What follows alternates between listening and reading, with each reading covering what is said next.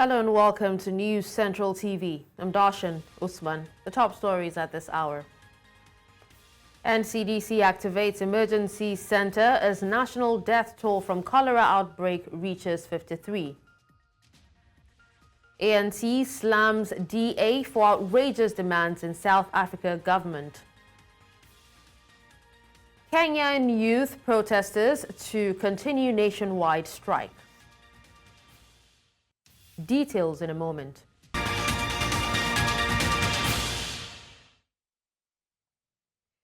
We begin with concerns around cholera outbreak in Nigeria, where the Nigeria Center for Disease Control and Prevention says the country has recorded 1,528 suspected cases of cholera and 53 deaths in 31 states across 107 local government areas.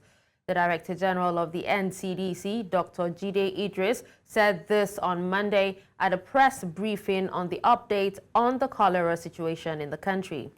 Idris also said the federal government has activated the National Emergency Operations Center for Cholera. He disclosed that experts who conducted the risk assessment last week placed Nigeria at increased risk of cholera transmission and impact.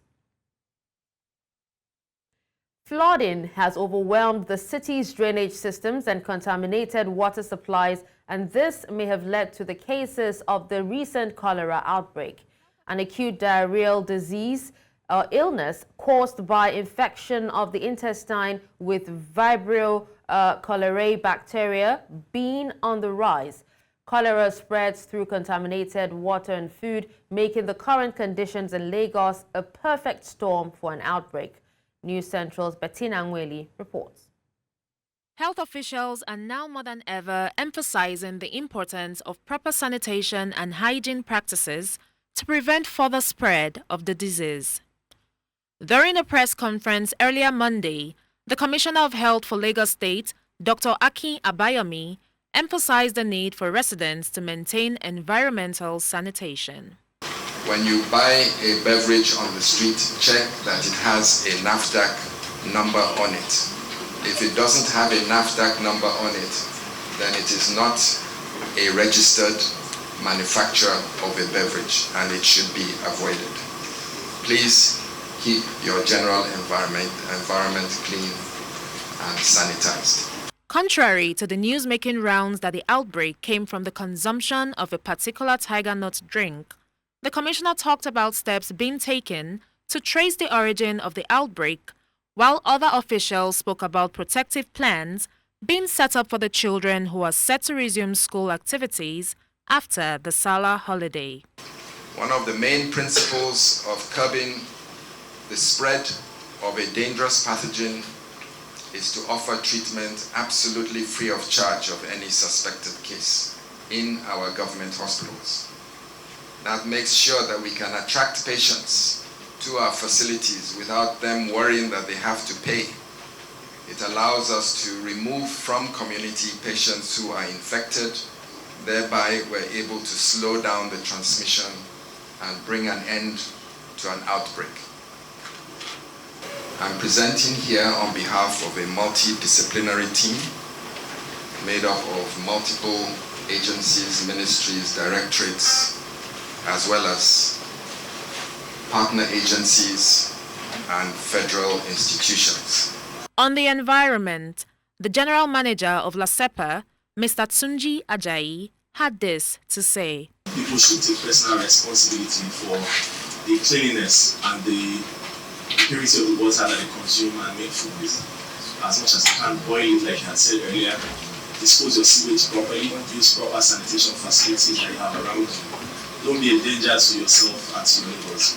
The Ministry of Health, in collaboration with the State Ministry of the Environment and its agency, the Lagos State Environmental Protection Agency, LASEPA, continue to collect samples of water sources, food, and beverages to identify the source of contamination. Residents are advised to remain vigilant, practice good hand hygiene, and participate in community sanitation activities to stop the spread of cholera. In Lagos, for News Central, Bettina Ngweli.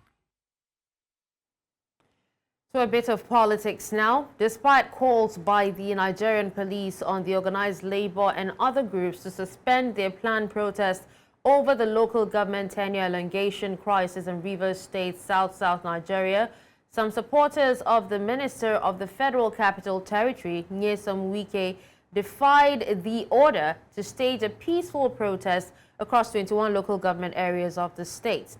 News Central correspondent Austin Azu, who is on the ground monitoring the Rivers State political crisis, brings us up to speed.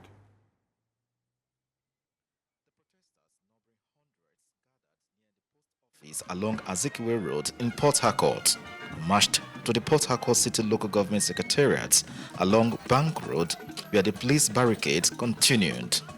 Some of the writings on the placards with the inscriptions, "Please keep to your words. Caretaker Committee Chairman and Vice are unconstitutional. Let the courts decide," among others. In Bogoma, the council headquarters of Asari Toro local government area, the former council chairman alongside his supporters marched through the streets of the town accompanied by drummers with solidarity songs for the FCT minister, Nyesom Wike. Peaceful here. By God's grace, this your letter, I will submit it to the Inspector General of Police through my Commissioner of Police.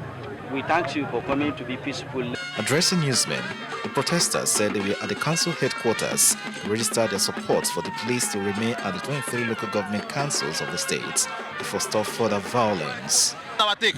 The matter before the court is going to be decided as soon as possible. When that matter is decided, whoever is supposed to be in the council goes into the council. So we are saying something very simple. What we are saying is that the police should remain and maintain peace and order. As you can see, we are peaceful and we are law-abiding. For us, as Rivers people, we are saying that this whole matter is in court. You understand? So everybody should just, pipe low until the determination of the courts. When the court decides, of course, the police will know what to do. They are there to make sure that things are done in an orderly manner. So we are here to let them to understand that we know their promise and they should keep it. You understand? So, and Rivers people, we're also tired of everyday blood and stuff like that. We are tired. Action takes its position. Where are you hurrying to? Taking actions that will destroy lives and properties. We are saying no to that. We are in support of what the police is doing. That's why we're also patiently waiting for the outcome or the decision of the Court of Appeal over this matter. The State Police Command, in a statement by a spokesperson, had advised the Nigerian Union of Local Government Employees and other groups to suspend their planned protest to prevent miscreants from infiltrating their ranks. In Port Harcourt, for News Central, Austin Azu. All right, we have our correspondent, Austin Azu, in Rivers State at the moment to give us an update on this situation. Hello, Austin. Thank you so much for joining us. Can you hear me, Austin? All right, it's a pleasure to have you. So, Austin, please go ahead and give us an update. We do remember that the protest wasn't meant to hold, but now we're hearing that it actually held in 21 local government areas of the state. What can you tell us about that? What more can you tell us?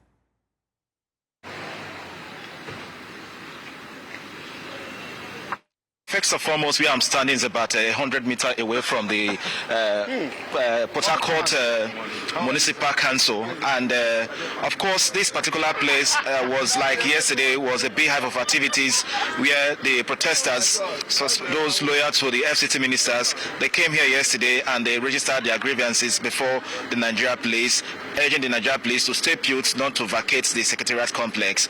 And of course, today is exactly 7 days after the crisis started. This police took over the secretariat across the 23 local government areas here in Rivers State. At the moment, so far, the police are still very much on the ground, mounting surveillance over the facility here, and hopefully, maybe before the end of today or subsequent time, there going to be another development regarding the outcome of their stay here.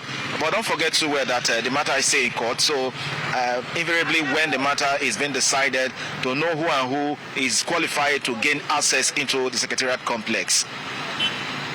on the police, and security forces. How did they respond to the protests in those local government areas yesterday?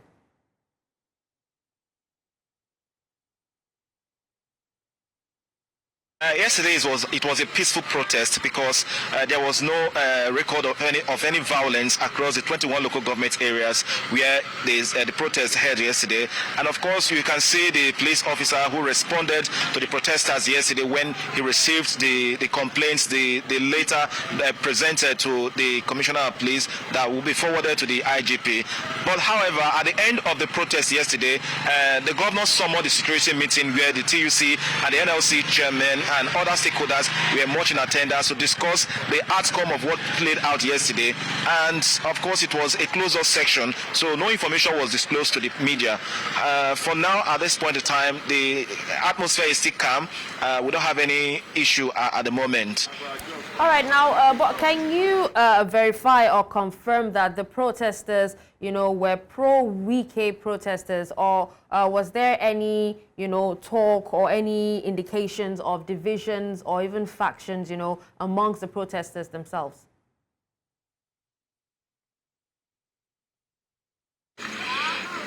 Yesterday, the people who spoke to the press could actually justify that, yes, these are pro-Wike supporters.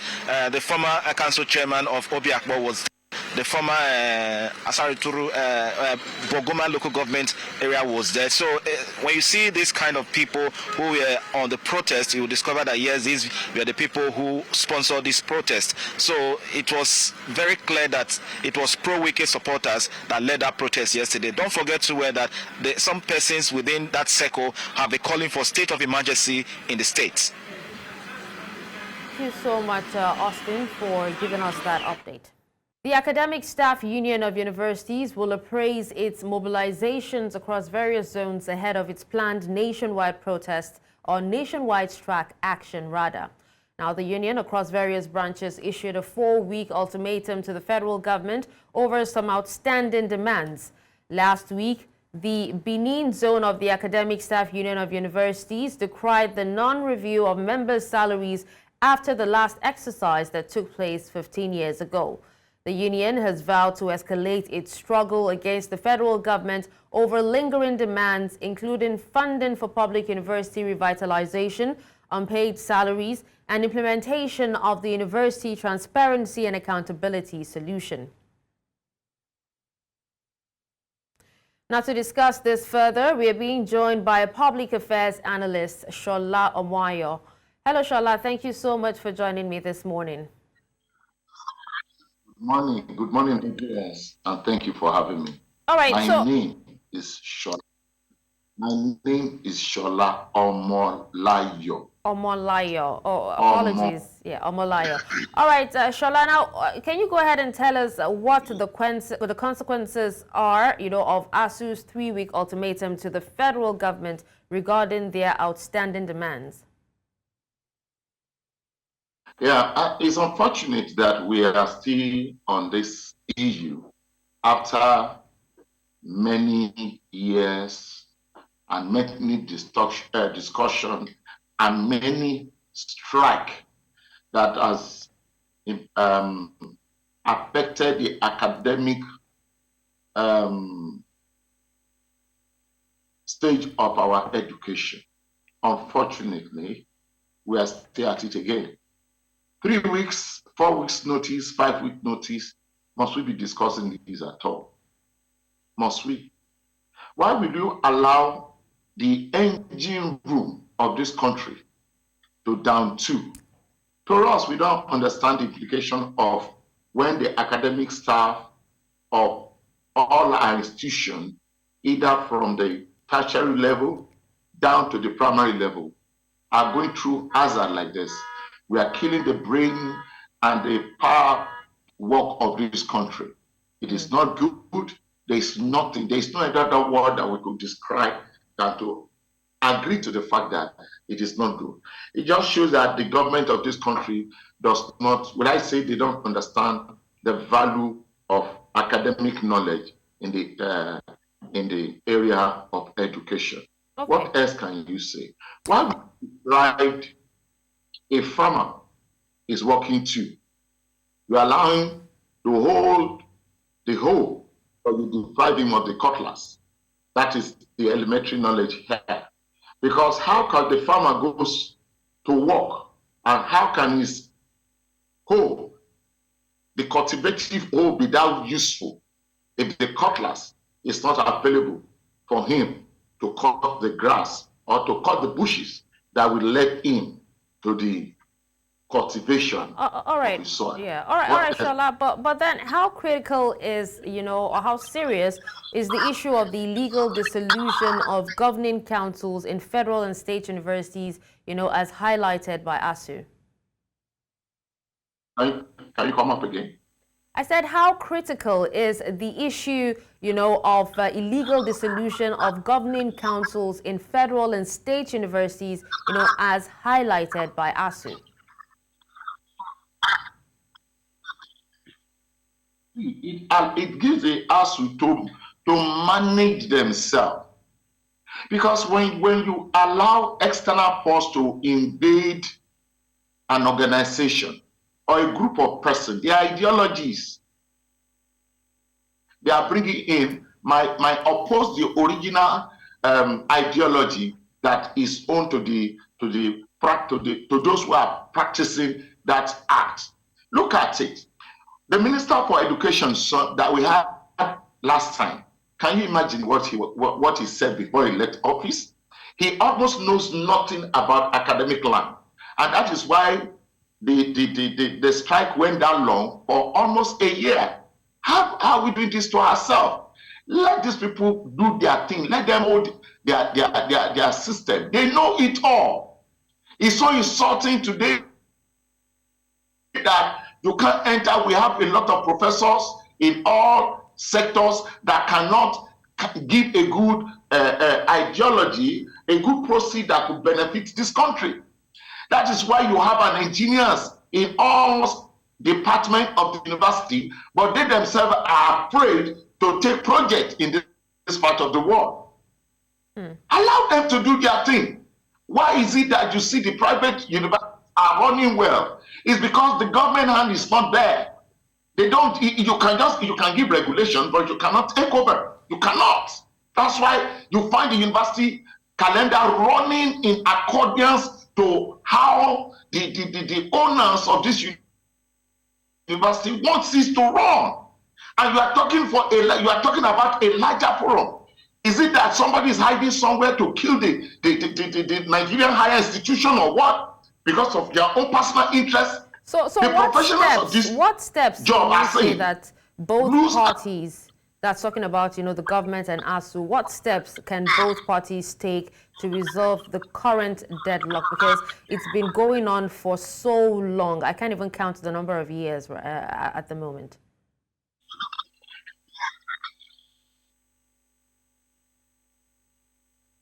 My sister, how have we been having a peaceful academic year in the past? If you don't know where you are going, why can't you go back to where you are coming from? What other write-up do you want to put on ground for issues like this?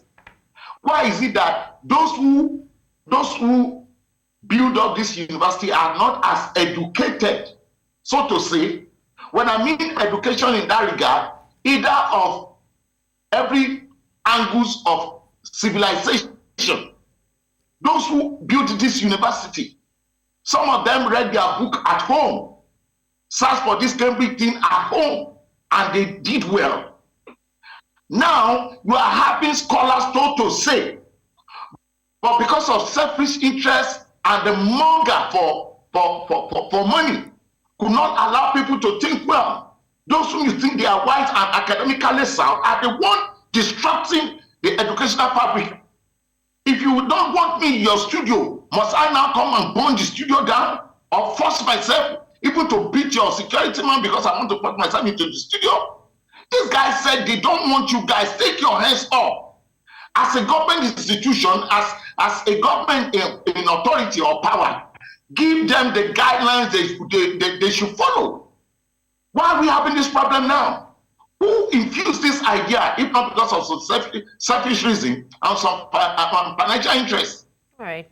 Who did this who did this to the academic institution? All right. Well, take your hands off. Not shortcut to. Thank you so much. Thank you so much, Shola, for speaking to us on this. News Central now returns after the break. Stay with us. Let's also tell you that President Bola Tinubu says the efforts of security forces in the fight against insecurity in the Northwest are yielding results and have disrupted and dismantled criminal networks. The president said this at the Northwest Peace and Security Summit organized by the Northwest Governors Forum in Katsina, the capital of Katsina State, on Monday. Represented by the Vice President Kashim Shettima, Tinubu assured Nigerians that the progress made so far is just the beginning, as the government is making more efforts to provide a better, secure environment for all citizens. Meanwhile, the Sultan of Sokoto, Muhammad Saad Abubakar III, says it will make or take decades for the bandit-ravaged northeast and northwest geopolitical zone to come out of the menacing security challenge. The Sultan expressed the readiness of traditional rulers to partner with security agencies and the 7 governors of the geopolitical zone to save the region from the numerous problems of banditry and insurgency. Elsewhere, the Ogun State Governor, Dakwa Abiodun, has emerged as the chairman of the Southern Governors Forum, while the governor of Anambra State, Chukwuma Soludo, will serve as his deputy.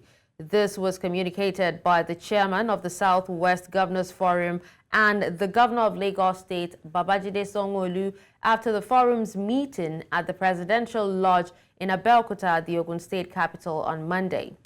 Given his acceptance speech after the meeting, which lasted for over 5 hours, Governor Abiodun pledged not to betray the confidence reposed in him and his vice by their colleagues.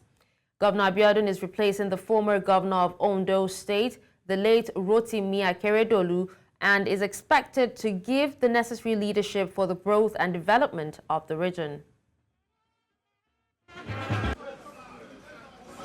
It's indeed an honor, and a humble one at that, that I have been nominated to lead the Southern Governors Forum alongside with Professor Charles Soludo, the governor of Anambra State, as the vice chairman of this forum. I first want to thank all the governors, the 17 governors, for coming to Abeokuta today for this meeting, the first meeting in the last about 3 years. It underscores the commitment and the determination to ensure that the southern states occupy their pride of place. And I also want to thank them for this confidence so reposed in myself and Professor Soludo, and pledge that we will ensure that this confidence is justified. Residents of Trademore Estate at the Lugbe area of Abuja have expressed fears over the inability of the Federal Capital Territory Administration to clear the waterway around the area, which has been blocked by other private estates, saying they fear their houses will be submerged as Nigeria reaches the peak of its rainy season. Earlier reports had claimed 2 residents of the estate lost their lives in the recent flood, which affected the area. However, the residents say the report is untrue. News Central's Joshua Marai has the details. This is Trademore Estate in Nigeria's federal capital, Abuja. Like previous years, the estate has repeatedly been submerged by floodwaters anytime the area witnesses torrential rainfall. However, eyewitnesses say the recent incident did not record any loss of life. So what happened today that this morning as early as 5:30 to 6, the water like falling, it was rising as if, but before you know it, the water have to, because as a place we have a box where the water have to box there. Yeah. So when the water have to box there, then the water now start coming up. So thank God nobody dies. Even some of my personnel that sleep inside, I have to wake them up. All of us have to stand up to start saving some people's property. So nobody dies in this estate. Automatically, this water is not coming from this estate. This affection is not in this estate. It's from somewhere else. You can see something like that. It block here. Let them shift back. Let them give us a gap so that the water can be moving freely. Well, so far, no physical activity, has been carried out by the different government agencies to correct this issue. But what we've had so far has been a town hall meeting where Ministry of Environment, called all the relevant authorities, all the stakeholders that has to do with anything flood within the nation. We met in their office. They looked at the whole issue critically to address the incessant flood within Trademore environment, Trademore and its environments. And they identified key features that actually causes this flood within and around Trademore. They took steps to, apportioning practical steps on how to address these issues. But up till date, no action has been taken. Some of them expressed fears over their inability to sleep peacefully whenever it rains and called on the government to address the situation with the blockage of the waterway in the area, saying they fear their houses will be submerged as the rainy season reaches its peak. In Abuja for News Central, I am Joshua Imarai. The Nigeria Electricity Management Services Agency says that it has banned private transformer connections to its 33 kVA feeder lines. The managing director of the agency, while speaking to newsmen in Abuja, says that this forms part of new restrictions by the agency to tackle problems affecting transmission of electricity, usually caused by connections on the feeder lines. The enforcement directive that we issued has to do with the restriction on the use of the 33 kV primary feeder lines for point load connection. These 33 kV primary feeder lines are the interface feeders between transmission and distribution. We've discovered that in one of our investigations that these feeders are encumbered in so many ways, because these multiple transformers that you put on them actually constitute fault location. So any small fault that will happen on these small transformers is now reflected on the feeder and the feeder trips. We have issued enforcement directive restricting the use of these primary feeder lines for point load. The Industrial Training Fund says it is set to commence the training of about 1,000 artisans for its Skill Up Artisans program, focusing on about 20 different vocations as part of its efforts to improve their skills and provide internationally recognized certification and licensing for Nigerian artisans.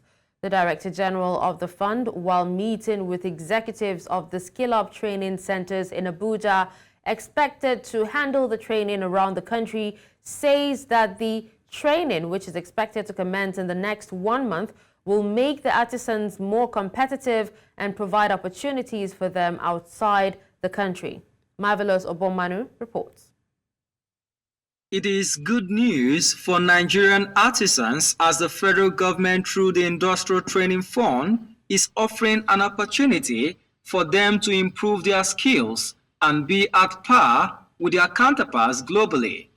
In a bid to improve the capacity and quality of Nigerian artisans, these stakeholders gathered here today, made up of directors of different skill centers in Nigeria, together with the Industrial Training Fund, is here to fashion out modalities to bequeath Nigerian artisans the right knowledge, skill set, certification, and license to practice in order to stand competitive among their peers abroad. The DGITF says it intends to train 5 million artisans every year. We want to upskill Nigeria artisans to international standard. And after upskilling them, We don't want a situation where we train them and just leave them. We want to make sure they get jobs. The jobs are there, but the quality is not there. We should empower our artisans. We should raise them up. We want to raise them out of poverty. The Director General of the Industrial Training Fund at this inaugural meeting on the implementation of Nigeria's Skill Up Artisans program for executives of enlisted skills training centers that will be handling the training of artisans says that the training of first batch of 1,000 artisans will commence before the end of the month for 20 different vocations. He says that beyond giving artisans the opportunity to access foreign markets, it will also solve unemployment and hunger issues in Nigeria.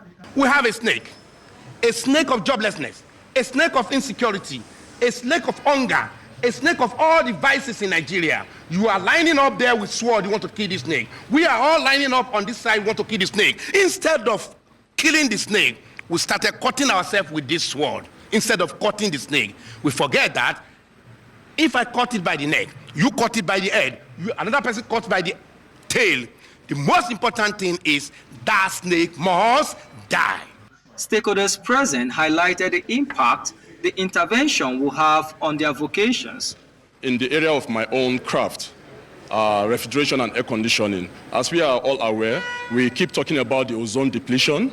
So if this training they are coming up with can actually be centered towards the handling of refrigerant and professionalism in refrigeration and air condition, I think is going to be a good one for us. This is the first time in the history of Nigeria that the real artisans are being carried along. Normally what usually happens when programs are going on is people have a way of putting their own people. But what he has done for us, he ensured that we're part of the monitoring team for the screening. The Industrial Training Fund says it is currently working at collaborating with foreign vocational awarding bodies to issue foreign certificates to qualified Nigerian artisans. In Abuja for News Central, Marvelous Obomman. Now, Mali junta jails 10 opposition officials calling for civilian rule. We'll bring you details after the break.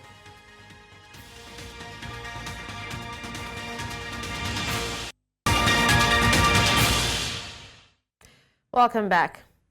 Mali has jailed 10 opponents of the ruling military junta, including leading opposition politicians, for demanding a return to civilian rule.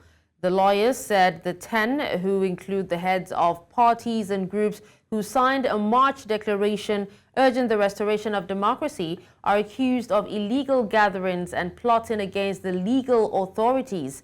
Those jailed were among 11 people detained last week while holding a private meeting in the capital, Bamako, after calling for a return to civilian rule. The junta has banned political meetings as political party meetings. The military rulers who seized power in 2020 had promised to organize elections and hand over power to civilians by the end of March this year, but later postponed elections indefinitely.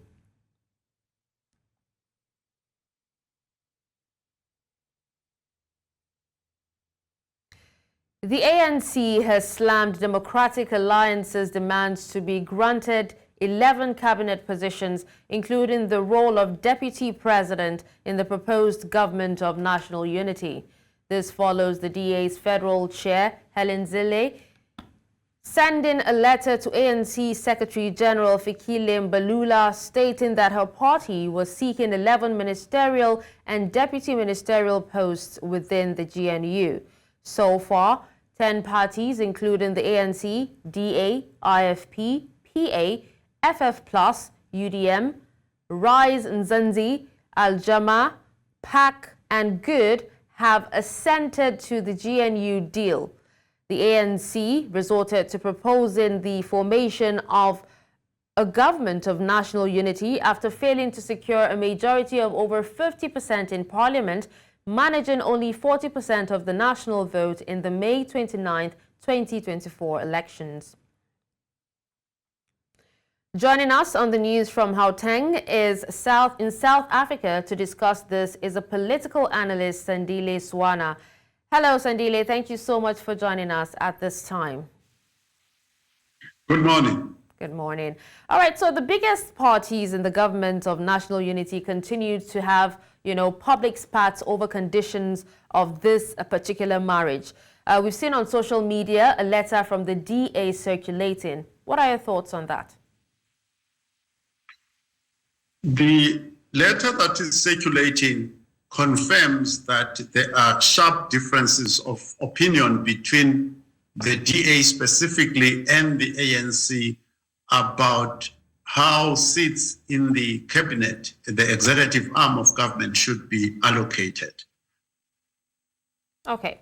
All right. So DA also wants a proportional representation, while the ANC says it's an ANC-led government of national unity.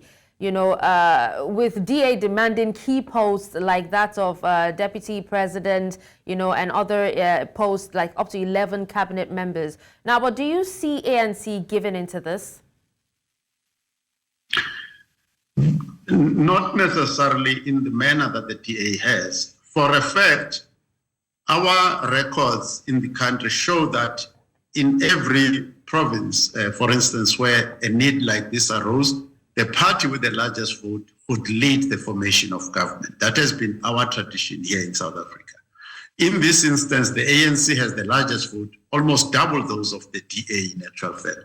So it needs to lead that. And on top of that, legally, our law says it is the prerogative, in other words, the exclusive right of the president, Cyril Ramaphosa, to appoint the cabinet as he sees fit. And lastly, the DA only got 20% of the vote, about 22% of the vote. Therefore, if the cabinet is a given number, they cannot get more than the 20% that they actually got in the elections. And there are different interpretations of that as well. Okay. So the ANC so far is not going to give them what they want. Okay, actually have, some mediums actually saying that the DA is the major opposition, at the moment. But then since they're running, a government together of national unity, do you think that the ANC might be regretting right now bringing the DA on board instead of, progressive parties? Yes, there were risks from the start, and those risks are manifesting now.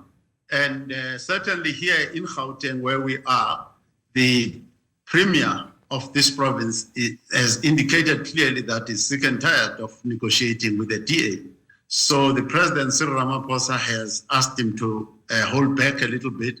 But here in Gauteng, the premier can actually set up a government without the DA, just as much as Cyril Ramaphosa is fully capable of setting up a government without the DA. The ANC does not need to depend on the DA at all.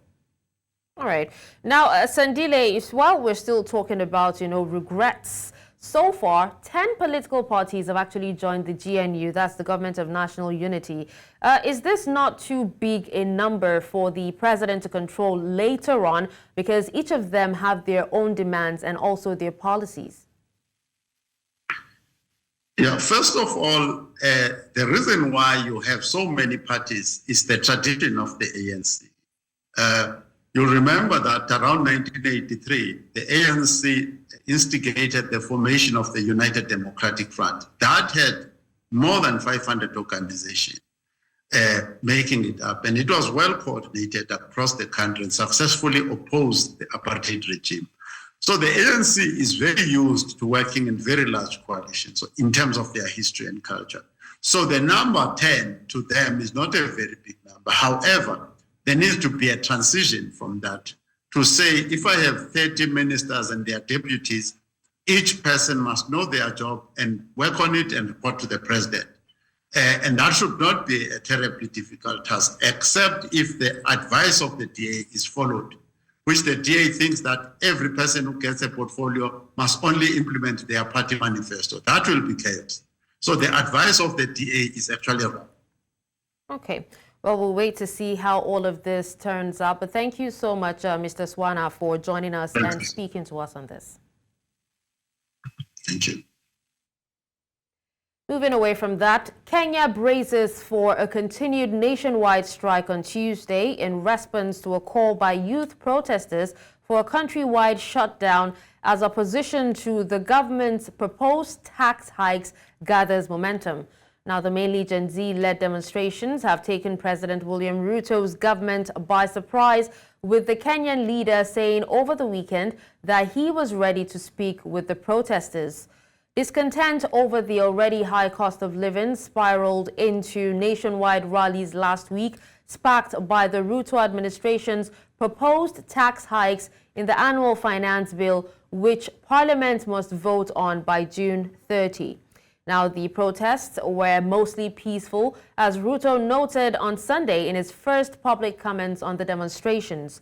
But the Independent Policing Oversight Authority watchdog and rights groups said that 2 people had died following Thursday's rallies.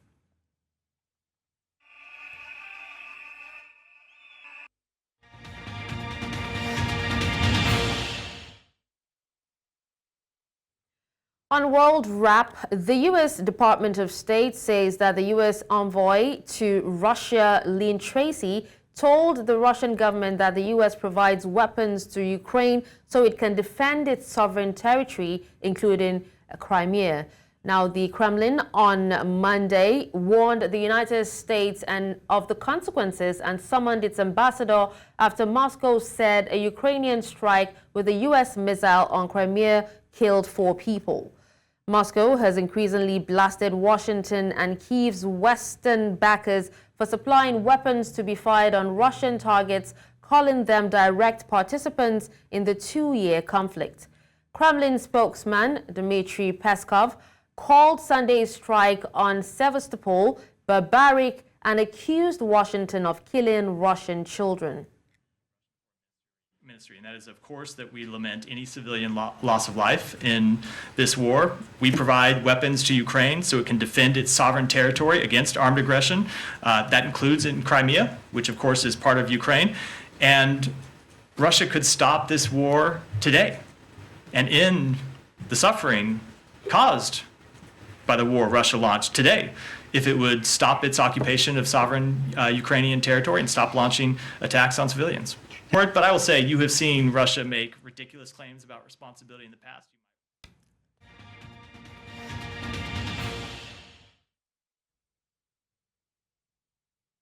Now, in the world of sports, Nigeria's quartet of Justina Iyakobien, Tima God Bless, Olayinka Olajide, and Tobi Amusan successfully defended their title in the women's 4x100 meter on day 4 of the 2024 African Athletics Championships in Douala, taking Team Nigeria's tally of victories in the event to an unprecedented 13 wins.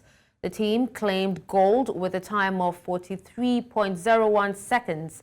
Ghana came in second with 43.62 seconds, while Liberia bagged bronze in 44.38 seconds. This win cemented Nigeria's status as the most decorated nation in the event by a huge margin, the closest competitor being Ghana with 5 titles. African Soccer Governing Body has debunked the insinuations that it's making efforts to relocate its headquarters from Cairo to Rabat in Morocco. For several years, there have been reports of a possible relocation of the CAF headquarters to Morocco, notably to Rabat, where sites had even been proposed under the presidency of the Malagasy Ahmed. After the signing of a 10-year agreement in 2020 relating to the hosting of the CAF headquarters in Cairo, the body will continue its activities on site. Now, according to information, land of around 20 hectares was granted to CAF by Egypt. This will allow the Pan-African body to build a brand new headquarters, larger and more functional to accommodate several of the entity's services.